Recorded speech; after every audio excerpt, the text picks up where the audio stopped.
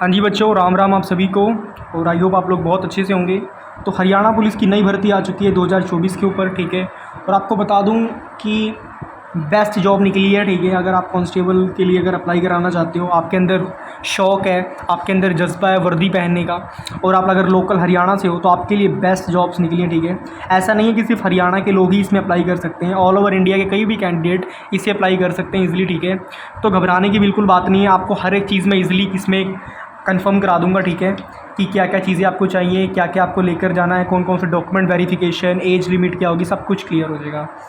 तो बेटा सबसे पहले समझते हैं, हरियाणा पुलिस की नई भर्ती 2024 में निकली हुई है, ठीक है। और बेटा कांस्टेबल की न्यू रिक्वायरमेंट चालू हो रही है, ठीक है, 2024, ठीक है, जो भी चल रहे हैं। तो आपकी एज 18 से 25 साल के बीच में होनी चाहिए, ठीक है। और आपकी बेटा जो एलिजिबिलिटी है वो होनी चाहिए 12th पास। अगर आप 12वीं पास हैं तो बेटा आप अप्लाई कर सकते हो, ठीक है, और आपको कोई दिक्कत परेशानी नहीं होगी। तो जो इसका सिलेबस होगा आपको मैंने क्वालिफ़िकेशन ऑलरेडी बता दी है, ठीक है। सिलेक्शन प्रोसेस डिटेल्स वो सारी बातें आपको मैं बताऊंगा, ठीक है। स्टेट पुलिस वैकेंसी है बेटा, ठीक है। और बहुत ही वेल डेवलप्ड शहर है हरियाणा, ठीक है। आपको पता है जितने आधे से ज़्यादा पहलवान रेसलर्स जो ओलंपिक्स खेले हैं वो सब हरियाणा के ही हैं। तो अगर आप हरियाणा स्टेट में जाओगे तो आपको बहुत कुछ सीखने को मिलेगा, ठीक है। वहाँ की हर एक चीज़ आपको सीखने को मिलेगी, वहाँ की संस्कृति सीखने को मिलेगी, और आप पैसा अलग से कमाओगे, ठीक है। अंकित बहनपुरिया पता है ना, 75 हार्ड डे चैलेंज, वो भी भाई हरियाणा का ही है बंदा, ठीक है, वो भाई अपने हरियाणा के ही हैं। अब देखो, मेल और फीमेल कैन अप्लाई, मेल और फीमेल, नर और मादा दोनों अप्लाई कर सकती हैं। ये एक बहुत अच्छी खुशखबरी की बात है, इसलिए मैंने यहाँ पे स्माइल फेस बना दिया है। नोटिफिकेशन रिलीज़ हो चुकी है, तभी आपके लिए मैं वीडियो लेकर आया हूँ, ठीक है। कोई भी फ्रॉड वाली वीडियो नहीं है, 100% जेन्युइन वीडियो है, ठीक है।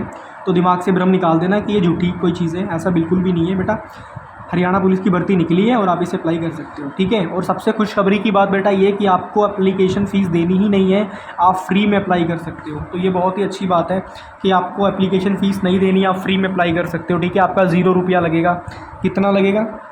0 रुपीज़ लगेंगे आपके बस, ठीक है। फ्री ऑफ कॉस्ट आप अप्लाई कर सकते हो, ठीक है। अब देखिए बेटा, मेल की जो जीडी वैकेंसी निकली है वो निकली है 4000। जीडी का बेटा मतलब होता है general duty, arm duty. Arm duty मतलब कैसे? फॉर एग्जांपल आपको एसएचओ सर के साथ जाना पड़ गया कहीं, ठीक है। और उसके बाद सब उसके आपको सब इंस्पेक्टर ने आपको कहीं अपने साथ ले गए या कोई फाइल लाने के लिए भेज दिया, तो ये जो नॉर्मल जनरल ड्यूटी के लिए, ठीक है। इतना क्लियर हो गया? एक सेकंड में पेपर निकाल दूँ फिर आपको अच्छे समझाता हूँ। कार्डबोर्ड कर देते हैं साइड में। जय श्री राम।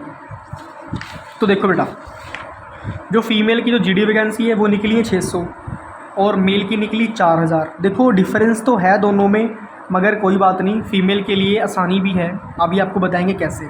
और 1000 पोस्ट निकली हैं आईआरबी के लिए, इंडियन रिजर्व बटालियन, ठीक है। तो 1000 वैकेंसी उसमें निकली है। तो आपको बता दूं और 66 यानी कि 66 और एक अदर वैकेंसीज़ में निकली हुई है, ठीक है।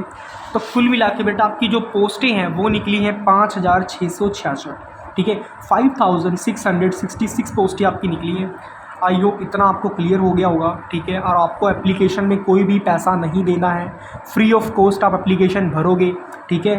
तो नो एप्लीकेशन फ़ीस, इस बात को आप दिमाग में धर लो, ठीक है।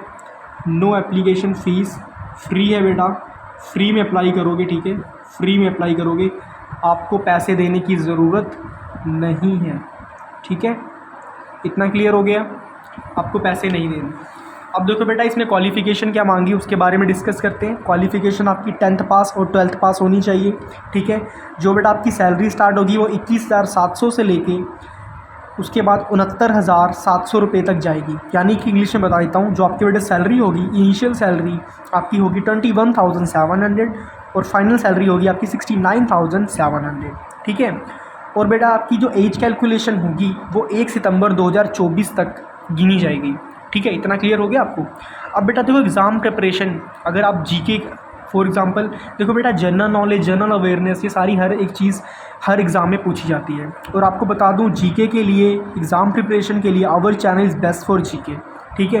प्लेलिस्ट बनी है एसएसबी DSSB RPF के ऊपर, ठीक है।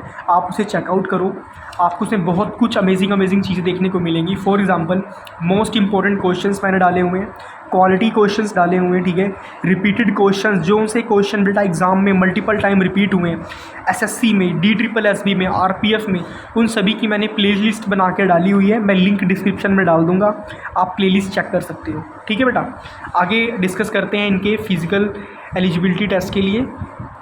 देखो PET का मतलब होता है फिजिकल एफिशिएंसी टेस्ट, ठीक है।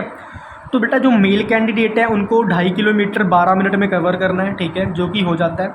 फीमेल के लिए 1 किलोमीटर 6 मिनट में कवर करना है, और जो एक्स सर्विस मैन है उनके लिए भी पोस्टें निकली हुई हैं, वो 1 किलोमीटर 5 मिनट में कवर करेंगे, ठीक है। अब बेटा देखो जो पेपर का जो एग्ज़ाम मोड होगा, अब आप समझो एग्ज़ाम कौन से मीडियम में आएगा, तो बेटा एग्ज़ाम इंग्लिश और हिंदी दोनों मीडियम में आएगा, ठीक है। और एग्ज़ाम का जो मोड होगा, जो आपका एग्ज़ाम होगा बेटा, वो ऑफलाइन मोड में होगा, ठीक है।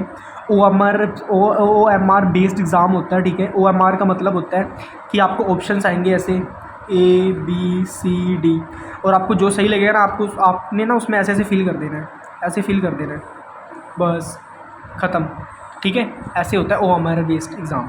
आपको 100 क्वेश्चन आएंगे और आपको 94.5 मार्क्स मिलेंगे, ठीक है।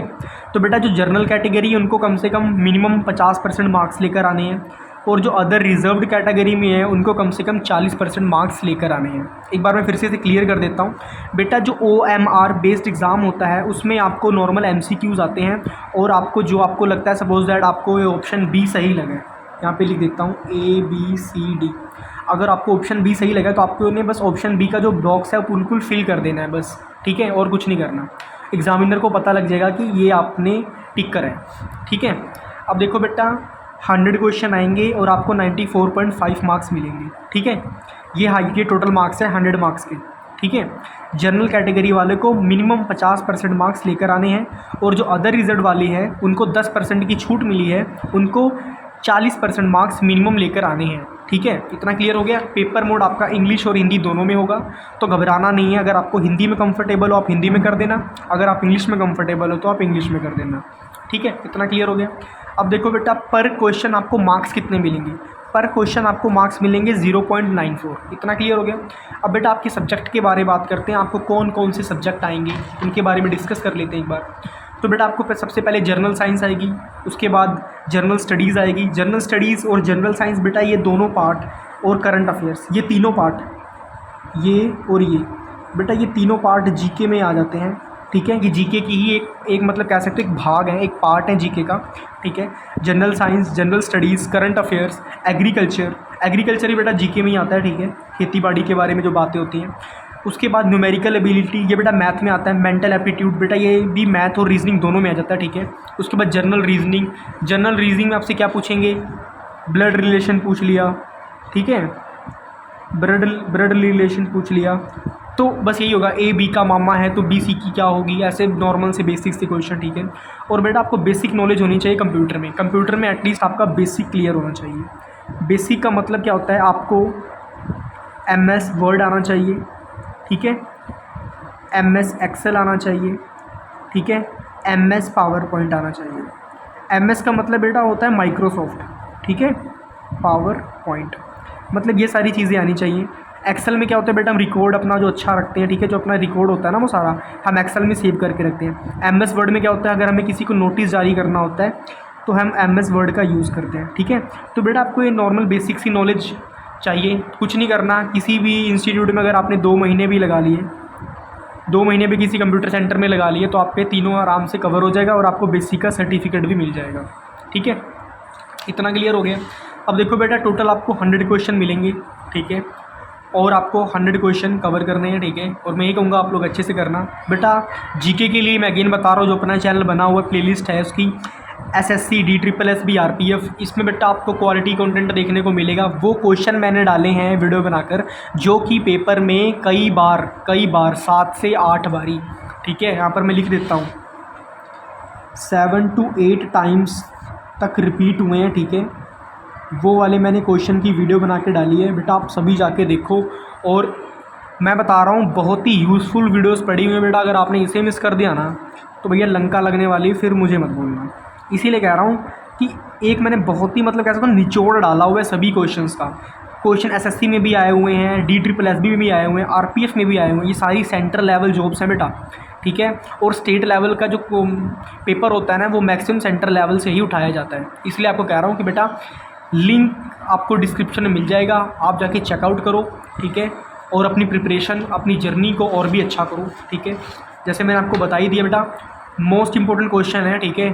मोस्ट इंपॉर्टेंट क्वेश्चन मैंने कराए हैं, क्वालिटी क्वेश्चंस आपको देखने को मिलेंगे और रिपीटेड क्वेश्चन है जो एग्ज़ाम्स में पूछे जा चुके हैं 7 से 8 बारी, ठीक है, 7 to 8 टाइम्स तक। इसलिए आपसे कह रहा हूँ कि तैयारी शुरू करो, ठीक है। वर्दी पहनो, पैसे कमाओ, पेरेंट्स को प्राउड फील करवाओ, आपके पेरेंट्स आप पर नाज करें, ठीक है। और बेटा कोई भी दिक्कत परेशानी हो, कोई भी आपको कुछ ना समझ आया हो या कोई भी आपको चीज़ जो डाउट अपने मन में रह गया, मुझे कमेंट कर देना, मैं आपको ज़रूर रिप्लाई करूँगा, ठीक है बेटा। और सभी को मेरी तरफ से राम राम, ठीक है। मैं प्रे करता हूँ भगवान से, you will got selected your upcoming exams, ठीक है बच्चा। तो बहुत सारी ढेर सारी शुभकामनाएं हम सभी को, पढ़ते रहें और खूब तरक्की करें लाइफ में। जो आपके ड्रीम एग्ज़ाम्स हैं, ड्रीम जॉब्स हैं, भगवान करे आपको ज़रूर दें, ठीक है। कोई भी दिक्कत परेशानी हो कमेंट करना, आपको नॉलेज मिलती रहेगी। कोई भी दिक्कत होगी मैं आपकी तरफ से फुल सपोर्ट करूँगा आप सभी को, ठीक है।